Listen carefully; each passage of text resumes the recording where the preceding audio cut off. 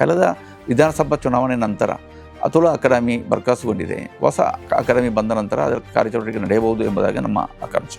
Tulu academy ಚಟುವಟಿಕೆಗಳ ಮಂದಗತಿ, ತುಳುಪರ ಹೋರಾಟಗಾರರು, ಮಾಜಿ ಅಧ್ಯಕ್ಷರಿಂದ ಆತಂಕ ವ್ಯಕ್ತ. ಕೇರಳದ ಪ್ರಸಿದ್ಧ ವೈದ್ಯರತ್ನಂ ಆಯುರ್ವೇದ ಔಷಧಿ ಸಂಸ್ಥೆಯ ಗುಣಮಟ್ಟದ ಔಷಧಿಗಳು ಈಗ ಕೈಗೆಟಕುವ ದರದಲ್ಲಿ.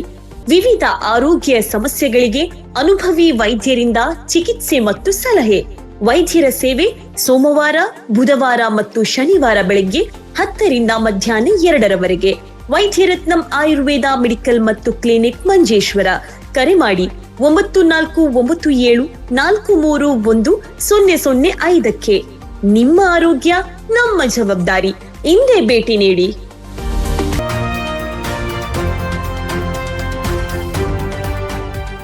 ತುಳು ಭಾಷೆ, ಸಂಸ್ಕೃತಿ ಮತ್ತು ಜಾನಪದ ಪರಂಪರೆಯ ಪ್ರಮುಖ ಕೇಂದ್ರವಾಗಿ ಕಾಸರಗೋಡಿನಲ್ಲಿ ಸ್ಥಾಪನೆಗೊಂಡಿದ್ದ ಕೇರಳ ತುಳು ಅಕಾಡೆಮಿಯು ಇಂದು ಯಾವುದೇ ಚಟುವಟಿಕೆಗಳಿಲ್ಲದೆ ಸಂಪೂರ್ಣ ನಿಷ್ಕ್ರಿಯಗೊಂಡು ನೇಪಥ್ಯಕ್ಕೆ ಸರಿಯುತ್ತಿದೆ. ಈ ಬಗ್ಗೆ ತುಳು ಅಕಾಡೆಮಿಯ ಮಾಜಿ ಅಧ್ಯಕ್ಷ ಕೆಆರ್ ಜಯನಂದನ್ ಅವರು ಮಾಧ್ಯಮದೊಂದಿಗೆ ಆತಂಕ ವ್ಯಕ್ತಪಡಿಸಿದರು.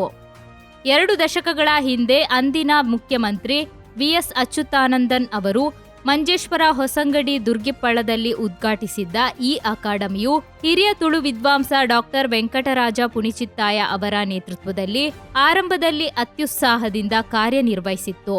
ತಿರುವನಂತಪುರಂ, ಮುಂಬೈ ಸೇರಿದಂತೆ ಹಲವೆಡೆ ವಿಚಾರ ಸಂಕಿರಣಗಳನ್ನು ನಡೆಸಿ 3 ತಿಂಗಳಿಗೊಮ್ಮೆ ತೆಂಬರೆ ಎನ್ನುವ ಪುಸ್ತಕವನ್ನು ಪ್ರಕಟಿಸುತ್ತಿತ್ತು. ಕಳೆದ ಸಲದ ಎಡರಂಗ ಸರ್ಕಾರದ ಕಾಲಾವಧಿಯಲ್ಲಿ ಉತ್ತಮ ಕಾರ್ಯ ನಡೆದಿರುವುದಾಗಿ ಅವಕಾಶವಾದವನ್ನು ವ್ಯಕ್ತಪಡಿಸುತ್ತಿರುವ ಮಾಜಿ ತುಳು ಅಕಾಡೆಮಿ ಅಧ್ಯಕ್ಷ ಕೆಆರ್ ಜಯನಂದರವರು ಕೆಲವೊಂದು ಸುದ್ದಿ ಮಾಧ್ಯಮಗಳಲ್ಲಿ ಅಪಪ್ರಚಾರಗಳು ನಡೆಯುತ್ತಿದೆ. ಆದರೆ ನನ್ನ ಆಡಳಿತಾವಧಿಯಲ್ಲಿ ಹಲವು ರೀತಿಯ ಕಾರ್ಯಕ್ರಮಗಳನ್ನು ಅತ್ಯುತ್ಸಾಹದಿಂದ ನಿರ್ವಹಿಸಿರುವುದಾಗಿ ಅವರು ಹೇಳಿದರು. ಆದರೆ ಈಗಿನ ಹೊಸ ಸರ್ಕಾರದ ಆಗಮನದ ಬಳಿಕ ಅಕಾಡೆಮಿ ಕಚೇರಿಗೆ ನಿತ್ಯ ಬೀಗ ಜಡಿಯಲಾಗುತ್ತಿದ್ದು, ಗ್ರಂಥಾಲಯ ಹಾಗೂ ಸಭಾಂಗಣವಿದ್ದರೂ ಸಾರ್ವಜನಿಕ ಬಳಕೆಗೆ ಸಿಗುತ್ತಿಲ್ಲ. ಕೇವಲ ಕೆಲವು ಕಾರ್ಯಕ್ರಮಗಳನ್ನು ಹೊರತುಪಡಿಸಿದರೆ ಸಾಹಿತ್ಯ ಪ್ರಕಟಣೆ, ಸಂಶೋಧನೆ ಮತ್ತು ಅಕಾಡೆಮಿಕ್ ಕೆಲಸಗಳು ಸಂಪೂರ್ಣ ಸ್ಥಗಿತಗೊಂಡಿವೆ. ಪ್ರಭಾವಿ ವ್ಯಕ್ತಿಗಳ ನಾಯಕತ್ವವಿದ್ದರೂ ತುಳುಭವನವು ಇಂದು ಬರೀ ಹೆಸರಿಗೆ ಮಾತ್ರ ಉಳಿದುಕೊಂಡಿದೆ ಎಂದು ಸಾರ್ವಜನಿಕ ವಲಯದಿಂದ ತೀವ್ರ ಆತಂಕ ಹಾಗೂ ಅಸಮಾಧಾನ ವ್ಯಕ್ತವಾಗಿದೆ. ತುಳು ಭಾಷೆ ಮತ್ತು ಸಂಸ್ಕೃತಿಯ ಉಳಿವಿಗೆ ಶಾಲಾ ಕಾಲೇಜುಗಳನ್ನು ಕೇಂದ್ರೀಕರಿಸಿ ಕಾರ್ಯಕ್ರಮಗಳನ್ನು ಹಮ್ಮಿಕೊಳ್ಳುವುದು, ಸಾಹಿತಿ ಕಲಾವಿದರಿಗೆ ಪ್ರಶಸ್ತಿ ನೀಡುವುದು ಮತ್ತು ದಾಖಲೀಕರಣದಂತಹ ಅಕಾಡೆಮಿಕ್ ಕೆಲಸವನ್ನು ಮರುಪ್ರಾರಂಭಿಸಬೇಕು ಎಂದು ಸ್ಥಳೀಯರು ಹಾಗೂ ಸಾಹಿತ್ಯಾಸಕ್ತರು ಆಗ್ರಹಿಸಿದ್ದಾರೆ. ಕೇರಳ ತುಳು ಅಕಾಡೆಮಿಕ್ ಎದುರಾಗಿ ಕೆಲವು ವಾರ್ತೆಗಳು ಬರ್ತಾ ಉಂಟು, ಅಲ್ಲಿ ಕೆಲಸ ನಡೆಯುವುದಿಲ್ಲ ಎಂಬುದಾಗಿ.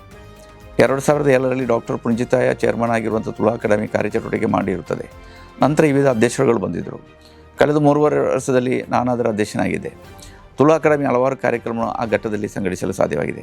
ತುಳು ಕ್ಯಾಲೆಂಡರ್, ತುಳು ಭಾಷೆಯ ಲಿಪಿಯನ್ನು ಕಂಪ್ಯೂಟರೀಕರಿಸಿ ಅದನ್ನು ಪ್ರಕಟಿಸಿದ್ದು, ಅದೇ ರೀತಿ ಮಿನಿ ಒಂದು ಕಾನ್ಫರೆನ್ಸ್ ಹಾಲು, ಅದು ತುಳು ಭಾಷೆಯನ್ನು ಸಂರಕ್ಷಣೆ ಮಾಡಿದಂಥ ತುಳು ತೆಯ್ಯಂಗಟ್ಟು ಅಲ್ಲ ಭೂತಾರಾಧನೆಯ ಕಟ್ಟುವಂಥ ಕಲಾಕಾರರನ್ನು ಗೌರವಿಸಿದ್ದು, ಯಕ್ಷಗಾನ ತುಳು ಭಾಷೆಗೆ ಅತ್ಯಂತ ಪ್ರಧಾನವಾದ ಯಕ್ಷಗಾನ ಆಗಿತ್ತು. ಯಕ್ಷಗಾನದ ಪ್ರಾಯದ 70 ವರ್ಷಕ್ಕಿಂತ ಮೇಲ್ಪಟ್ಟವರನ್ನು ಗೌರವಿಸಿದಂಥ ಕಾರ್ಯಕ್ರಮಗಳು, ಅದೇ ರೀತಿ ಪಾರ್ದನ ಹೇಳುವವರನ್ನು ಗೌರವಿಸಿದಂಥ ಕಾರ್ಯಕ್ರಮಗಳ ಗಂಭೀರವಾಗಿ ನಾವು ಸಂಘಟಿಸಿದೆವು.